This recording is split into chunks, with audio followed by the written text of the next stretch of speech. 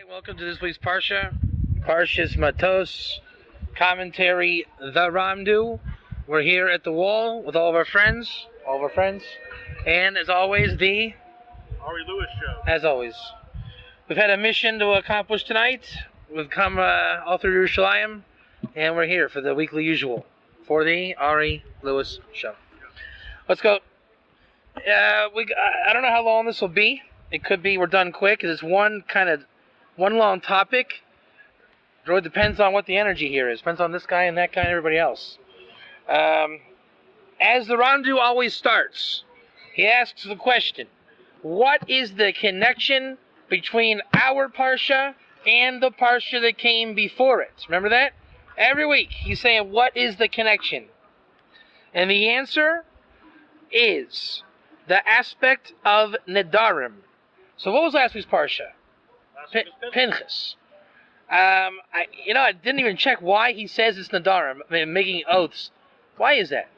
I didn't think to ask him why. He just said the connection is Nedarim. The aspect of the language, the Lashon. I'm not sure. Okay. As I wasn't focusing on it when I taught it. But anyway. Huh? That's what I'm saying. Well, let me see. Ready? Let's check it out. Let's not be lazy about it. Let's just see real quick. Let's hop in right here. Ready? I didn't think to check because it wasn't nogay to the shiur. But now that I think about it, you can't just say it. So he's saying, Ma kesher parsha zois ima kodemis ki hazhir b'seif l'shalem b'regel karbonos shel nadar. That's what I thought. They ended with karbonos last week, right? That's what I figured it was. They ended with offerings. What are the offerings called? Nadarim and nadava, right? So it's one type. You make an oath. That cow, that's going to be my cow to go up there. So what's the connection? We were talking about nadarim. So now let's talk about the real neder, the oath that you take in your life, right? Chas v'chalila, one swears, I'm never going to eat such and such the food, right? Okay. So that's the inyan from last week to this week. Here's the chiddush. Ready for a chiddush? Yes. Why is a neder so bad to do? I mean, who cares? You say, hey, Ari, can you come and pick me up at 5 o'clock tomorrow? Yeah, Rabbi Katz, absolutely, I'm there, 5 o'clock. I say, Ari, you didn't say bli neder. Who cares? Well, who cares? The vows are an issue because you're adding on commandments. Okay, so don't do that. So what? Who cares? Because God gave you a specific amount of commandments. All right, I sin, I do this, I do that. No. Your words are important. Why? Because everything's great in words. So, yeah. So, number one, I'm going to give you a smachta. David HaMelech says that his greatness is he never unfulfilled a neder. You know how when you're walking along and you say, hey, I like that car. I would like to buy that car. Right? David HaMelech's like, oh, got to do it now. He was so powerful in his mind, if he saw something and said, hey, I'd like to buy that chair, he will go and buy that chair. He left no neder unfulfilled. So he learned not to make nedarim. Don't walk down the street and say, I want that, I want this. Well, you're making the neder. Which begs the question, what is a neder? You have a nefesh. Is that correct? Yes. So the entire chumash can be looked at according to nefesh dynamics. Okay? Hey, Ari, you're not good. You feel bad now, right? Yeah, I feel horrible, Rabbi Katz. What happened? I stirred up your nefesh, right? And now we have issues. I got to do tshuva. I got to apologize. Because your nefesh remembers I insulted you. You're not going to let it go. Every time you see me, there's that guy who upset me. Right. And if I say, look, Ari, I'm sorry, man. I was really upset and tired. I love you, bro. Your nefesh says, hey, erase problem. It's all good. Love. But your nefesh is like, it's a writable program. It doesn't forget. If I poke you, it says, ow, that hurt. Rabbi Katz owes me a poke. God made it. You're plagued by your nefesh. If I love on you, we're good. Your nefesh is happy. If I hate on you, it's upset. You're constantly in motion with your nefesh. You're never still. So what's the chiddush by nedarim? Every neder you make, you are writing on your nefesh that neder. Hey, I can't wait to have okay, here it is. Cheshbon. Ari said on July 28th he wanted to buy a Cinnabon. Chas v'chalila. So now Shemaya's looking. All right, Ari, no, let's go. When are you gonna buy it? No, look, we just walked past Cinnabon. No, let's go. Let's go. What's the problem? Yeah, but, okay, but what if you say that about a Beirut?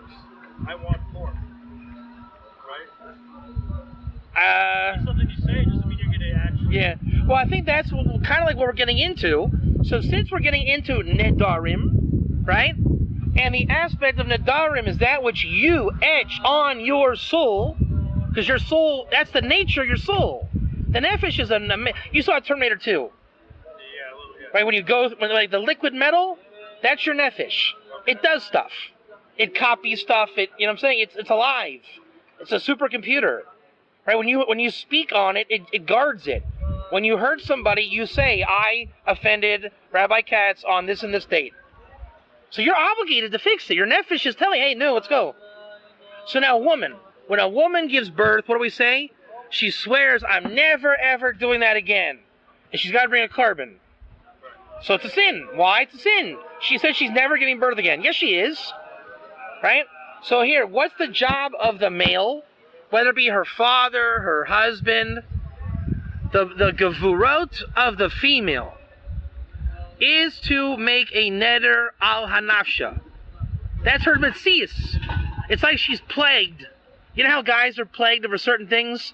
Getting married, getting a job. That's our job, correct? Yeah. We're plagued. We can't say, well, you get the job. I'm sitting home watching the TV and playing Nintendo.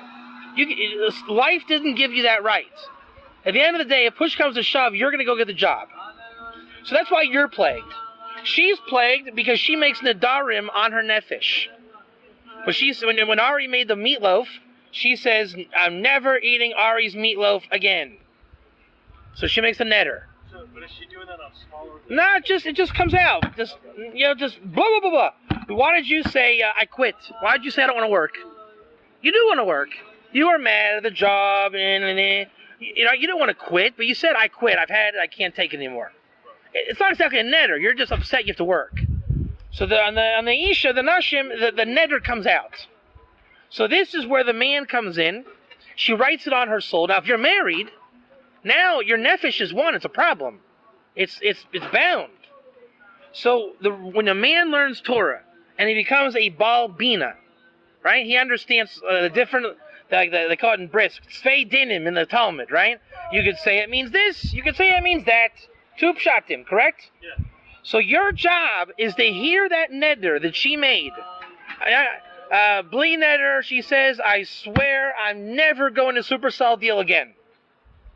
Your job is to hear it and say, what'd she say? Bli neder, I'm never going to Supercell deal again. So you would say, I got it. She says, Bli neder, I'm never going to Supercell. Period. Again, I will go. You see what I'm saying? So what you do is you chop the mochin of the Lashon, because deep down, she didn't want to make the neder. But it comes out Lashon neder. So when you really have shalom bias and you know what's going on, you say, she says, I never am going to the Supercell deal. Period. Nekuda. Again, I am going to go. She realized, I do kind of want to go again. Because deep inside there was a makshava, she wants to go back. Because she just realized, next Shabbos, I got to go shopping. And how am I going to get the groceries? And I don't like the store over here. I got to go to that store over there. Kamash Milan, I'm going to Supercell deal. You say, I know you're going to go to Supercell deal. Every Friday you say, I'm never going there again. And what do you do every week? You go. So I know that wasn't your kavana. You do want to go again. Is that how you get out of it? I have a smith. What are you saying? It's very beautiful what you're saying. Yeah. She's saying Yeah. that Baal is Meifirado is better, Yeah. but the Kotel is not using better. And it's exactly what you're saying. There you go. At Torah, it means you did an eder. Yeah. But I'm saying it's mutala, right? That's right. It's not Torah. That's right. And mufel is not an eder. That's right. What you say. That's- amazing. Good. Mamash. Thank you. Shkoyach. That's what Rashi's saying over there. I got a Rashi right here. Yeah, You like the Rashi? Get this. You got to hear this. There's I'm going to jump to it now. Page 306 of my book. This is the Ramdu Parsha, the content of the Parsha. The Lashon Hey Nun Yud Aleph. I said Hey. Right? It's right. So did you read that Rashi over there? It's Gavaldik. Rashi says, I don't know what this word means.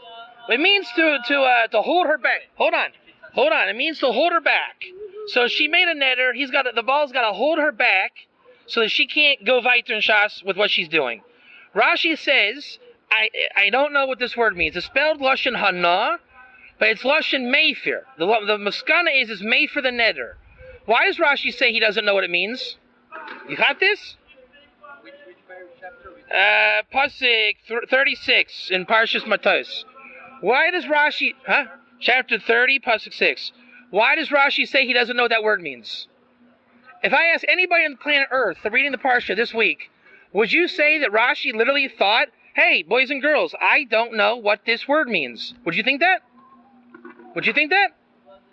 Rashi writes, Ani lo yodei mahu. No, he's asking, he doesn't know what it means in Lashon of Eini. Okay, but did Rashi write that? He thought, hey, I don't know what it means. Right. You think so? Do you think so? I'm asking you.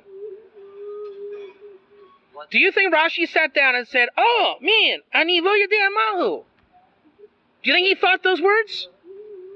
What is Rashi saying? I'm asking, but do you think he thought... What is Rashi saying? Hold on a second. Mastama, you would say Rashi thought, Ani lo yodei mahu. That's not that Rashi's saying. Rashi's saying... Wait, I'm talking when Rashi wrote that. One second, Achi. When Rashi wrote that, is he saying, I don't know what that... No, he knows what it means, but he's trying to get it... Where did the Lashon come from? Where did that Lashon... Exactly. He's trying to... But wait a second, I'm asking, where did that Lashon come from? Ani lo yodei mahu. Where did that Lashon come from? Eini yodei mai. Yeah, where's that Lashon from? Rashi wrote that? Yeah. You think so? Who wrote it? It's a tremendous Kiddush. Look in the Sifri, on that pasuk, the Tanaim wrote, Ani lo yodei mai. Verbatim, Rashi copied and pasted it. What's the Kiddush? Rashi does not bring pshat in the pasuk, he brings Lefi Pshuto. What is Lefi Pshuto? Exactly what Chazal said. Copy and paste. Rashi did not think, I need lo yodei mahi. He got to it right from the Sifri. Right from the Sifri. And what does Sifri say? It's Lashon Meifir and Neder. So did Rashi think of it, or did he know what the Chazal said in the Sifri and he brought in the Parashas Shavua? It's a tremendous Kiddush. All of Rashi's words are not his own. Every Rashi, I guarantee you, look in here, Midrash Gadol, in the Sifri, and all the Midrash Halacha, every time Rashi will bring you from there. Every time. Every guy this week is going to read this parsha and say, oh, Rashi didn't know what the word meant. It wasn't his question. He got it from the Sifri. And it was a rhetorical question from the Sifri. So every guy in your world that is going to read this, Rashi didn't know Pshat. Really? He quoted it from the Sifri. Verbatim. Lashon... When you get home, look at the Sifri on the pasuk. You'll see it's mamish word for word. So then, what is the word Haini? Right. So it's lashon. Not only the dibur was lashon neder for her, but also the makshava, the hirhur. That's why it's a strange word. Right. So it's a word not meifir. It's deeper than meifir. Mamish hold her back by her thought. So I wanted to read what the Ramdu writes. There's a concept called the Torah of Shem. Torah of Shem is when the Caleb, Mamish.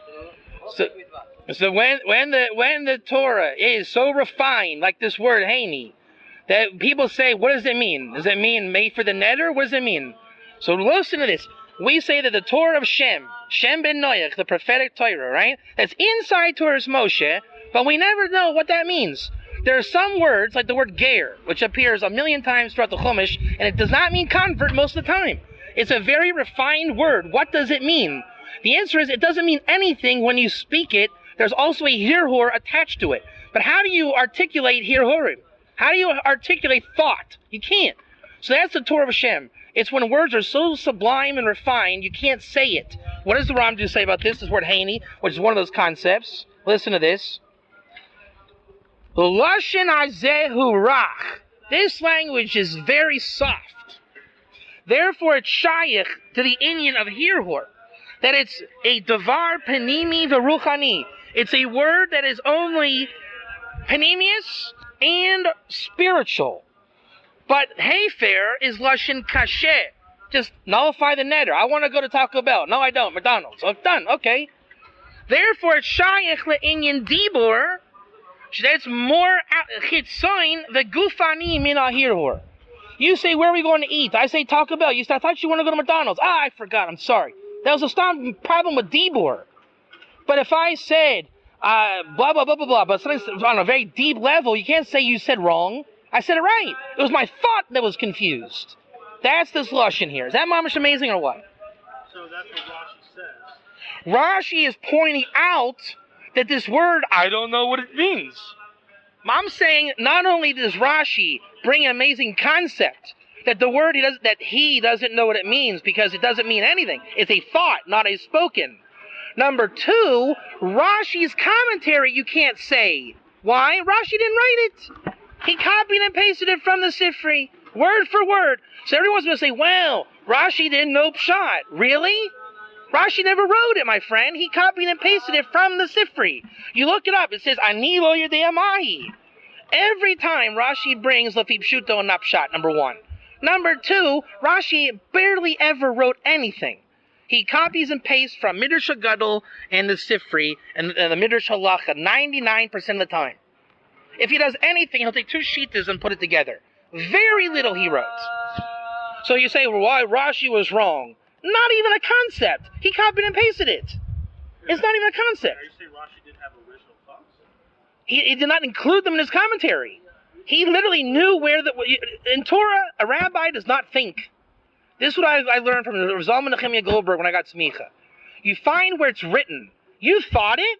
For example, I've been teaching Torah of Shem for 5 years. Yeah. And I've been struggling to make up my own definition. Oh, it's the spiritual Torah, it's refined. Ramdu wrote it. Hey, Rabbi Katz, it's the Ramdu here. Let me tell you a definition of the Torah of Shem. Now, if I quote, if anyone asks me in the future, Rabbi Katz, what is the definition in Torah of Shem? Well, it's a soft language that blah, blah, blah, blah, blah. I don't have to say it ever again. Ramdu already said it. I just need to copy and paste it. So no one will get my thoughts. And how do you puzzle a rabbi when he gives his opinion? Who am I to have an opinion? I know the concept exists. The Ramdu sources it for me. So that means there are going to be no new thoughts in Torah? The Torah, this is my opinion. This is my opinion. Right, no, I'm saying now it's my opinion. Okay. Because I am technically an Acharon, but I'm not. I'm not the Lubavitcher Rebbe, and I'm not Rav Moshe Feinstein. Okay? The Achronim ended in the 80s and 90s. But I'm a rabbi, so what's my job?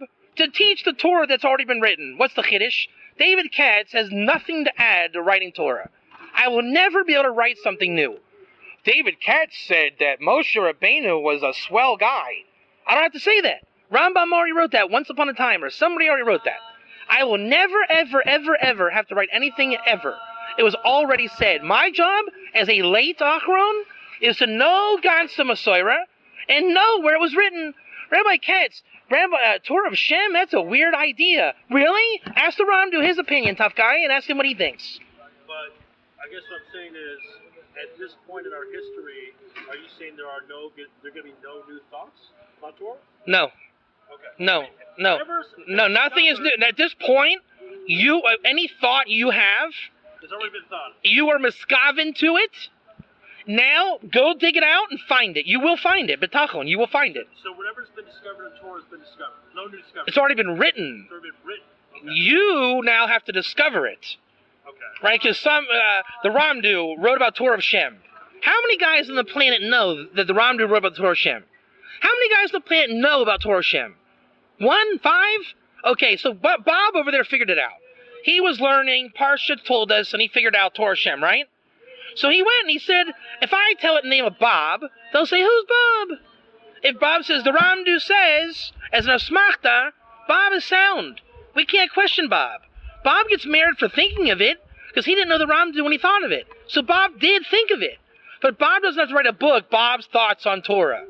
Bob should go learn the Torah and find where it's written. The Torah has been written. That's why we're close to Mashiach. The whole Masorah has been written. You might have a hard time finding it, but that's what makes a Rav. A Rav, and this was told to me on the day of my smicha test. A Rav finds where it's written. That's the Chiddush. Okay, so if you have a thought about something, you're saying it's already been written. I thought that there is such a thing as Ger non-Jew. I thought that. It was already written. First I thought that. Right. Someone said, I am a non-Jew, can I keep Shabbos? I thought, well, the Rambam says Chayav Misa, I never saw it inside. It sounds logical, let me go find it. Krisis 9a. Found it. It's called a Havamina. I had a Havamina that a non-Jew could keep some kind of Shabbos. When I found it in Krisis 9a, the Havamina went to, it's Torah. But the problem is when you teach that, everybody else never had the Havamina. So then, not only do they not have the Havamina, they never even thought to find it. So when you bring it, the Ramdu, Torah Shem, whatever, they're like, I don't know, that sounds fishy to me. Don't ask me, take it up with the Ramdu. But that's where you get controversial. Well, do we poskin that way? And that's my response is, did you ever go to a beginner's Gemara shiur? Every beginner's Gemara shiur, the bacher always asks, is that the halacha? You don't ask that. You don't ask the halacha in the middle of a sugya. My answer is, go learn the sugya and come back to me and tell me what you found. You'll find the emes. All right. So now,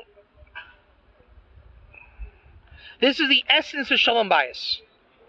Because she's filled with Gevuras, and she has a Yetzer Hara in her nefesh. So, you brought the challah home, and she's going to say, I hate your challah, Ari. Okay. Mefer neder. Or, I'm never eating your challah again, Ari.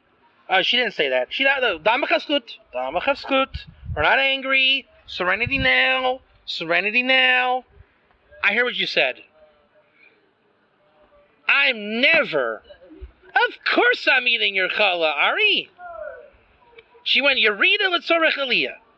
Wait, so she basically mevatels her neder by saying you mevatel the neder. Oh, I do. Yeah, because think about it. Is she really never going to eat your challah again? No. But she said it. But next week she's going to eat your challah again. So your job is to use Chassidim on her gevuras to ma'akir her neder. She didn't. But if you don't, it's on her nefesh. I said it, and you know what you're going to do? You're going to use that against her. Well, you said you're never going to eat my challah again. You owe it to her for Shalom Bayis. And if you really pay attention to the mochin, people don't speak in linear syntax. Hi, hello, comma, my name is Ari, capital A with a period at the end. People don't speak syntax. People speak hello, colon, my, apostrophe, name is, dash, Ari, underline, Ari, capital, not a capital A. Why? That's how Ari speaks. And if the more I know Ari, I get to know his weird language. You don't speak in syntax. You might say 2 sentences in 1 sentence. So the more we know each other, I can mefer your neder by hearing your nusach. What you wanted to say was, I'm never eating the challah with sesame seeds ever again. But it comes out, I'm never eating Ari's challah again. You're supposed to say, I get you. I remember you don't like the sesame seeds. Yeah, I want the poppy seeds. All right, yeah, cool. Next time I'll get the poppy seeds, no problem. But if you're gonna be all, you're not eating my challah again, I'm gonna. She just didn't say it right. She wanted to say the sesame seeds and the dough and the bun and the guy and the store. But Mitch Hedberg has a joke. Waitress comes up and says, what can I get you to eat? Chicken sandwich. She says, how would you like your eggs? And I said, I'll think about it. Incubated, and then raised, and then hatched, and then grown, and then plucked, and then killed, and then stuffed, and then cut up, and placed on the grill. I don't have time for a sandwich on that. Scrambled. So that's how it is. The Lashon comes out. We don't have all the time in the world to hash out what you meant. Sometimes you have to don b'chazkut and say, hey, I know what you meant. I know what you meant. And you don't have to say the whole Megillah every time. I got it. Mefer neder. We're all good. Your nefesh is healed. And this is Meichin the godless. You cannot be in Moron Man. When you're in Moron Man, I'm never eating Ari's challah again. Don't say, well, good. You got to be ready. You got to be Moshe Rabbeinu Messinai. You got to be ready to hear what she's saying. Here she comes. But not negative. Here comes the neder. She's not saying what she should be saying. She wants to say good. It came out not good. It's man bon. Do the tikkun of Kabbalah. We're going to do Shalom Bayis. I love you anyways. You got to be filled with mohein agadlu. That's your job. So she's got the gevuras, shein ban. You're the godless and the meichin, shein ma. And they come together for the sake of Shalom Bayis. Marriage is miniature tikkun olam. Because this is how the Sitra Achra fights, it's how Kedusha fights. Right? If some guy comes up to me right now and says, get your date and tuchus out of here, right? I have to realize he didn't mean that. Right? It's a Sitra Achra, I gotta find the nitzutz of Kedusha. All these things. So this idea of the Nedarim and the Mochen and Damachevskut and turn Din into Rachamim, which is the greater world of Kabbalah, Marriage is that. She's close to the Sitra Achra, you're close to Mashiach, and you need to do a little messianic coming together every day. Right? You're the king, literally, you're a melech, she's a malka, she's the shechina, you're Zeranpin, you're the Kohen, she's of Malchus. You live that Torah reality. So the more you master it in the home, then you can do it against the Sitra Achra. You know, that's holding that mosque up there. That's the same thing. It's the same avodah.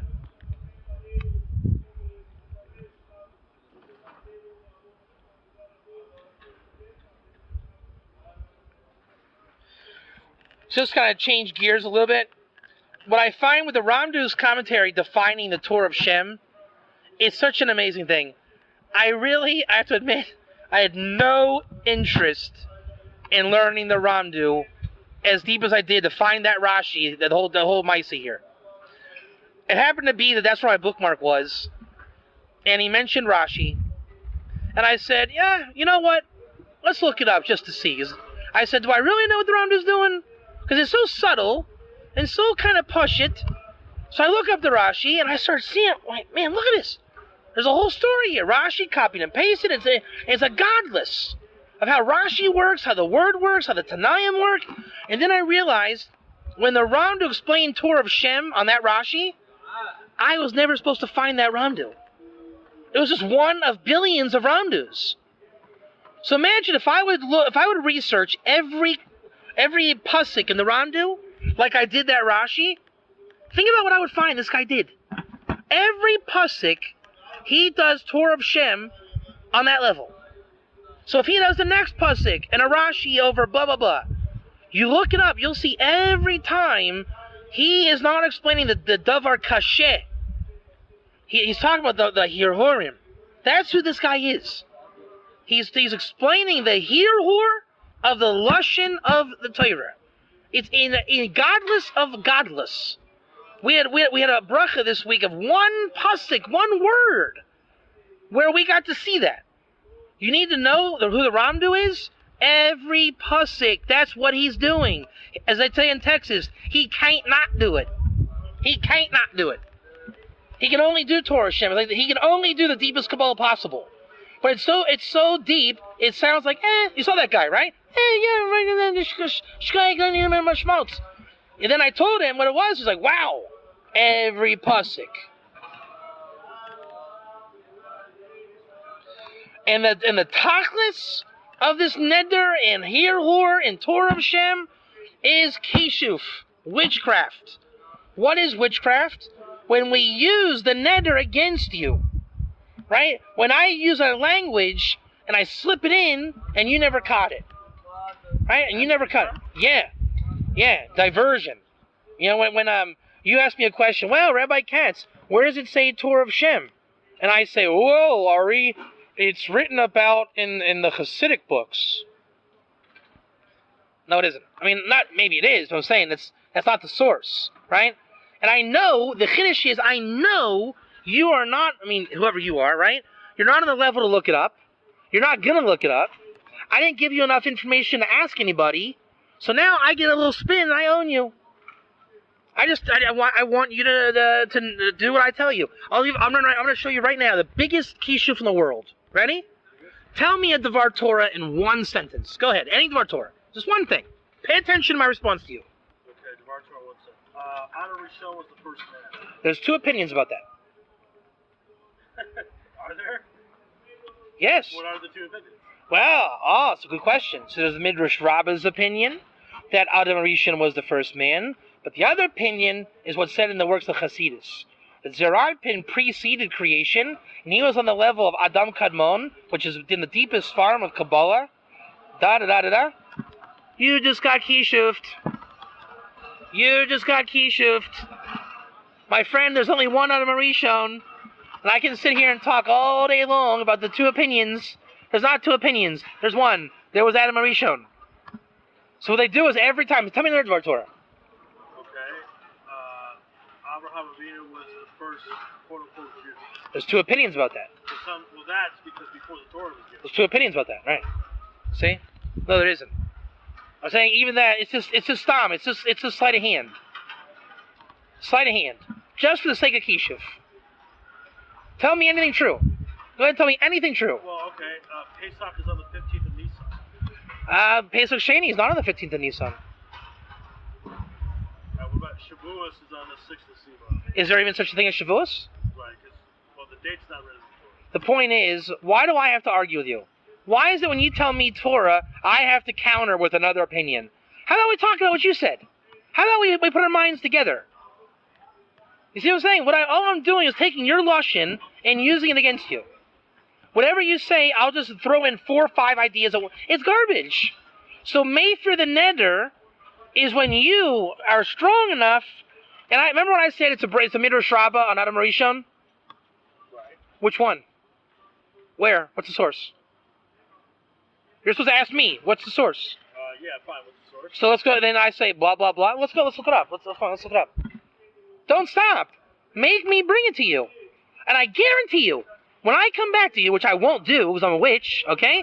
When I come back to you, if I would, it's going to be a witchcraft every time. You're going to see I took it out of context.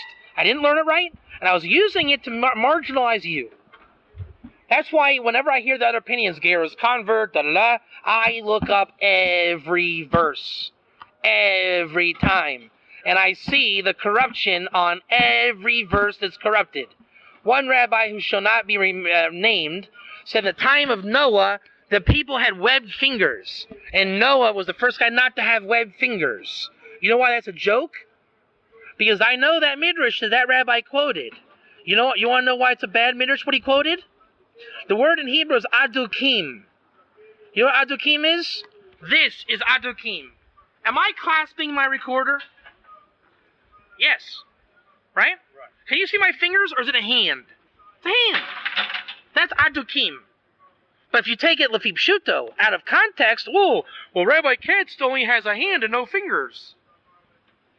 So it must be all people that hold recorders have no fingers. No. The concept adukim are people who clasp onto things.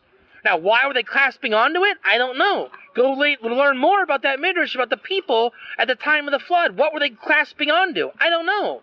But don't tell me it means they had webbed fingers. The word is a Talmudic term. It's not just an accident. It's a major Talmudic term. If I'm adukim in a contract, it's different than if I'm just holding on to the edge of the contract. This is in Bava Metzia, the first chapter. If I'm holding like this, and you're holding like this, we are in whatever, right? But if I'm saying, no, all right, it's mine. Now I'm adukim. You can't take it halachically. Big difference. Big difference. That lashon is used for the whole Torah.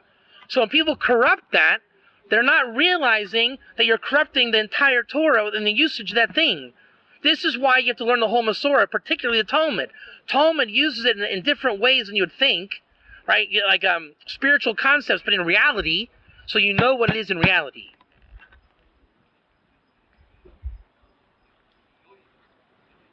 And we're almost done. We're going to just finish off by saying, Pinchas last week received from Moshe Rabbeinu the Malchus, the Yesod, the leadership. Moshe had a kingdom. He was Melech Moshe. And he made trumpets, silver trumpets, which was a siman of his Malchus. Those trumpets were given to Pinchas in the fight against Midian. Pinchas had the ability to wipe out and kill Bilam and take out his kishuf that he used with the Shem Tumah of the sons of Midian that Abraham sent east. Bilam took that Shem Tumah. Bilam used that, says the Ramdu. And kishuf was his thing. The only way to kill that is from Kedusha. And Pinchas represented that when you had the trumpets, the tzitz, and the revelation of the Aron Kodesh. That package is what we call Pinchas Eliyahu. Right? Pinchas with a Gilui Eliyahu. Right? The Ma'aseh Merkava, even when the Aron's not Mamish here. Shem Hashem, Mamish. And with the trumpets, i.e. the Malchus of Pinchas, the Yesod of Pinchas. That's how he took out Bilam. That's why Pinchas received the Nishmat Mashiach, Nishmat Moshe. Pinchas is Eliyahu, and all the godless of Pinchas. All Mochin, the godless of Pinchas. The essence of it is how to Mayfair a Neder. How to get into the Mochin of a Lashon. Pinchas is the essence of that. And I'll just close with a random thought. On page 316 in the Sefer, he mentions that Gerim can makabel tuma, whereas a Nachri cannot makabel tuma. Anything that is chashuv and dignified is suckling from the energy of the world can become tuma, tameh, impure. A Nachri cannot become impure because they're not doing anything chashuv, right? So the Chiddush is he mentions Klal Yisrael becomes tameh, obviously, and the Gerim, which is why with the Para Duma is Shaykh also to Gerim. He mentions Bris Mila is what makes a proper Ger non-Jew. We know that in Halacha that's a Chumrah, maybe even the Iker Chumrah, but nonetheless a non-Jewish Ger is Shaykh to Tuma, and they brought that for the whole episode with the fighting the Midianites and killing Bilam, and the Yafa Torah mitzvah where they bring back the Ger women, all in the Parsha, and we'll close with that. What's a Nachri though? A Nachri is a non-Israel. It's a goy akum, the Talmudic terms, and the Chumash are called Nachri. There's two entities in the entire world, Yisrael and Nachri. An apostate Yid is a din of a Nachri. A Nachri who learns Torah becomes like a Kohen Gadol. If they become a Ger, non-Jew, they're no longer Nachri, they're connected to the fourth house of Israel, Gerim. That's all from the Kaisel. Ari Lewis, sign us out, please. That's it for tonight. God bless and good night. Thank you.